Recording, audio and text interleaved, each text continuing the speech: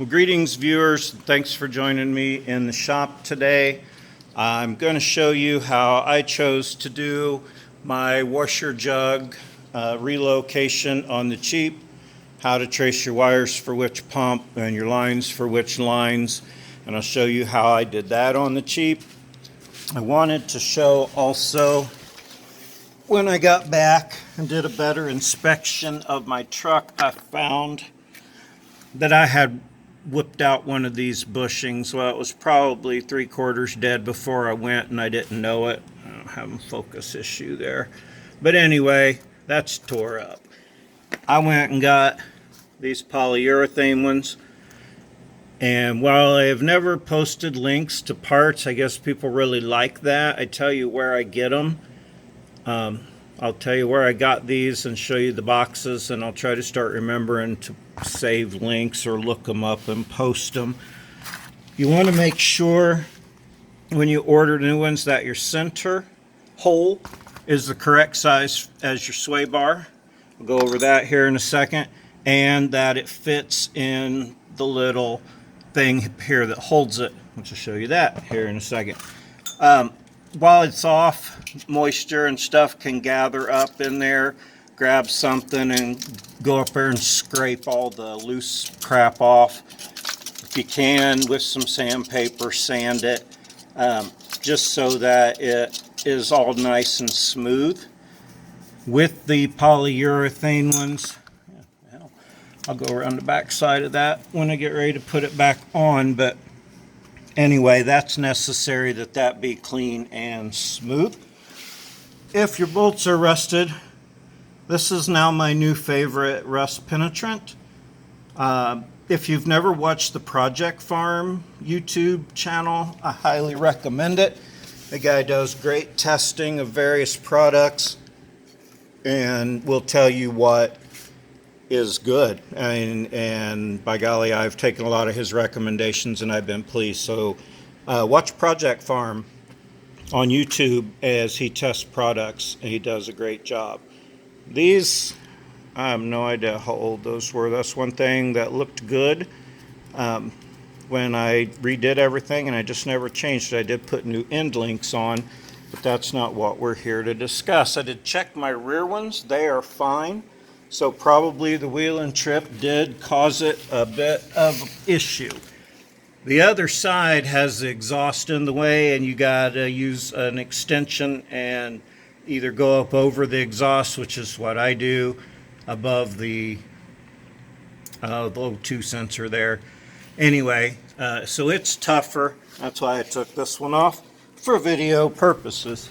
Now, not only do you want to make sure it fits your sway bar, but it also needs to fit this cup. And if there's one bolt that goes through this threaded part, the other part is a stud that's on here. If that breaks off like it did on mine, just drill it out. Just clamp it up in your vise and drill it out. And if you've never used these step bits, I really like those too. I get the Harbor Freight ones and they last amazingly long, and I like the result.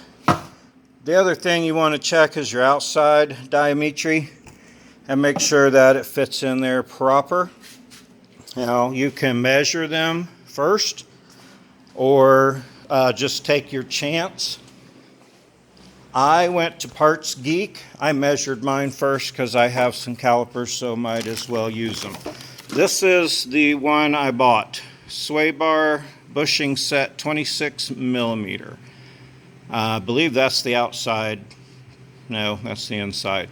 Anyway, measure your sway bar on the order. When you go to order, it'll have different ones. I chose the Energy Suspension polyurethane ones because I wanted them to be a little tougher. But anyway, after measuring, this is the one I decided I needed. It came in, it is correct. So there's no link in the description, but here is the piece. I got it from Parts Geek.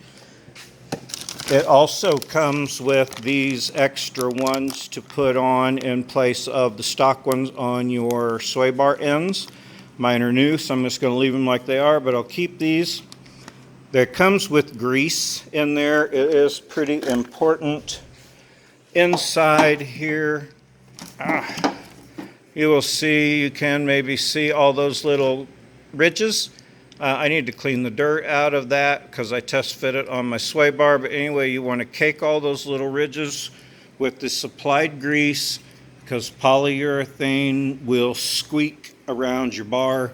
You may even want to drop these at some point, which it'll be easier now with the nut and bolt on that side, but I digress on that. So make sure you grease them. This is the part, and now I'll move on from that to how I'm doing my washer jug on the cheap. I took my old one out. There's bolts, there's 3, I think, one into the fender. There's a black plastic piece clipped on it. There's 4 bolts, I think, total. There's one that goes up, there's one there, and there's one over here. That might be it. And then it clips on here in the front. Don't let that hang you up. Like you can see, it did me. I fought it. I don't ever watch other people's videos first, obviously. I just make these up as I go along with what I think you need to know or is important. Now, when you unplug your clip, that will be up here on the fender, but you can get it down. There's 4 wires. 2 go to the rear pump on your stock tank and 2 go to the front pump. There are kits you can buy. Cheapest one I found was $65. I don't know if it does the rear pump and the front pump.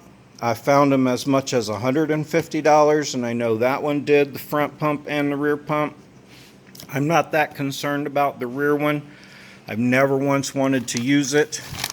I also, at Parts Geek, I looked up, I sourced 89 or 88 Toyota 4runner washer jug. Okay, so you can put in this number right here, whatever Parts Geek wants. But I went to Parts Geek. What I searched was 88 4runner washer jug because I knew it was a skinny washer jug with a pump and a nub on the bottom. It fits right in here. I can get the little nub in that slot at the bottom. I have to take this up to get it to set flush. But I'm going to probably just leave it at an angle so I can fill it and it'll still hold plenty. You can see kind of where it comes out on the bottom there. I'll put some rubber on that so that it doesn't go anywhere. I am perfectly happy with zip tying something in place. I might make a bracket, whoops, for that. But anyway, here is the hose. It's easy to fill, right like it is right here. And no, that'll keep my pump high. So I'll finagle with relocating, maybe do something different with this. Perhaps turn it and put it in there. You don't want to be hitting on your headlights though. Yeah, that's better. Just make sure you're not hitting your headlight because you don't want it jacked up. But I'll find a way to zip tie this in place. I know this isn't super informative here. And to get my hose hooked up, it does come with a whole bunch of hose. I'm not sure how much, but a bunch. So again, Parts Geek, this information, search 88 Toyota 4runner washer jug. You can buy the kit, but this was 29 bucks and it comes with the pump. It sits real nice right there. I can insulate it with rubber. I can zip tie it in place. It can hang for all I care. I know this isn't like your expert way when you're overlanding your truck, but I bet you it washes windows. So that was $29.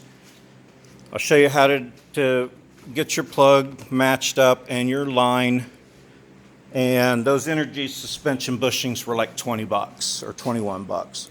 But anyway, I digress. Off of this plug down here, like I say, it controls 2. The one on the side here is for your rear. So I'm going to take this plug, I'm going to cut these wires off down here because I can't plug that into the new pump. I'll put a couple spade connectors on here and plug that into the new pump. That way I'm still using my factory plug here. I'll keep this and tape it off. And then if I ever decide I want to put a rear one on, I can. But I probably won't ever do that. But this way, I'm still factory plug all the way to my new pump. A couple spade connectors will do that. To find which line, if you can't tell by looking or searching them out, because they go down under here and then they meet up and pair up and go through the fender, it's kind of tough. I just unplugged mine from the hood, blew through this end after I undid the jug, and seen which line puked all the fluid out. It was this one right here. So this is the one that I will hook up to this end of the new jug. I can take it off of there and run it right down through that hole or behind the headlight right there and tie it back in to this, and then I'll tape off this other end here that went to the back because I don't need it. So I'll be using my factory plug, no dirt and crud getting in, be using my factory line, no dirt and crud getting in, tape off the things you don't want to use. Like I said, it doesn't get you the rear, but it gets you your fronts back for 29 bucks. It's not hanging down there where it can be a menace when you're off-roading or just look stupid hanging under your bumper. That's about all I got for today. I thought I had enough steel to do this piece under here, but it turns out I did not. So when I get around to that, I'll just do that. Same old cut and weld and stuff as usual. I might just show it in the next video, or I might show it when I build it. Maybe I'll do something else different to my bumpers or something. I don't know. But anyway, appreciate you tuning in. Like and subscribe. Go to the links if you want. Shirts at my Etsy store. Like and subscribe. Did I already say that one? Check links. Leave comments. Appreciate y'all tuning in. Hope you have a great day.